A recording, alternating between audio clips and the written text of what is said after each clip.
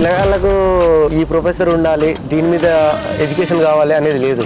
వీడికి రాగానే గ్రూప్ 4 ఉందా, గ్రూప్ 2 ఉందా, లేకపోతే అశోక్ ఏం క్లాసులు వస్తున్నాయి, ఎప్పుడు నోటిఫికేషన్ వస్తుంది అనేది. టెక్నాలజీ లేదంట, ఫోన్లు ఉన్నాయి అందరి దగ్గర ఉన్నాయి. అంటే ఆన్ ఆఫ్ బటన్ తప్ప మిగతా అంత స్కిల్ లేనట్టున్నారా?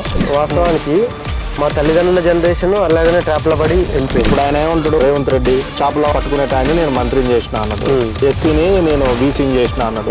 మరి వీళ్ళు ఉస్మానియా యూనివర్సిటీకి వచ్చి మన వర్గాల పిల్లలకి ఏం కావాలి, ఎలాంటి క్లబ్బులు పెట్టాలి, ఏం చేయాలి, వీళ్ళందరూ ఉస్మానియా యూనివర్సిటీని దత్తత తీసుకోవచ్చుగా. మరి నీకు ఇండస్ట్రీ ఓరియంటెడ్ స్కిల్స్ లేవని చెప్పుకుంటూ ఇండస్ట్రీ ఓరియంటెడ్ కోర్సులు పెట్టకుండా మళ్ళీ వచ్చి అయ్యే కోర్సులలో జాయిన్ గా అంటే వాడికి ఉద్యోగాలు ఎక్కడి? నీకు రూరల్ లో కూడా ఎస్సీ ఎస్టీ పిల్లగాళ్ళే ఇండస్ట్రీ స్టాండర్డ్ లో మీరు ఇందాక సబ్జెక్ట్ చెప్పాలి, ఆ సబ్జెక్ట్ చెప్తుర్రా, లేదంటే దానికి ఫైట్ చేస్తుర్రా? అంటే రేవంత్ రెడ్డి వచ్చి పక్కన కూర్చొని పలకబెట్టి మీకు దిదిపియాలనా, లేదంటే మీకు నిజంగానే వస్తుందా?